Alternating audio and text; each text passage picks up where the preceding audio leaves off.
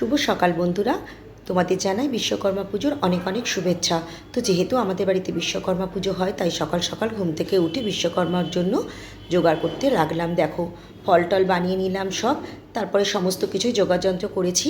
তারপরে আমার শাশুড়ি মা আমাদের ঘরের ঠাকুরকে একটু স্নান টান করিয়ে জোগাড় করে নিলেন, আর এদিকে ঠাকুরমশাই এসে গেলেন। দেখো, ঠাকুরমশাই কত সুন্দর করে পুজো করেছেন, অনেকটা সময় নিয়ে ঠাকুরমশাই পুজো করেছিলেন, জানো তো। খুব ভালো লাগছিল, সকাল সকাল পুজো হয়েছিল। আমাদের বাড়িতে ঠাকুরমশাই এসেছিলেন 8:30টার সময়। তো যাই হোক, দেখো এই যে আরতি করছে ঠাকুরমশাই। তো যাই হোক, পুজো টুজো সারা হলো। তো তারপরে আমি একটু বিশ্বকর্মার সঙ্গে ছবি তুলে নিলাম, বাবা বিশ্বকর্মার সাথে একটু ছবি তুলে নিলাম। তারপর দেখো, খেতেও তো হবে, তাই না? তো সকালে ব্রেকফাস্টের জন্য বানিয়ে নিলাম চাউ, আর 3টে থালা বাড়া, দেখলে না? তো আমাদের বাড়িতে 3জন ফ্যামিলি রয়েছে, তাদের 3 ঘরে প্রসাদ দেওয়ার জন্য বেড়েছিলাম। তারপরে এই যে দেখো, মাছ এনেছে 3 রকমের, চিংড়ি মাছ,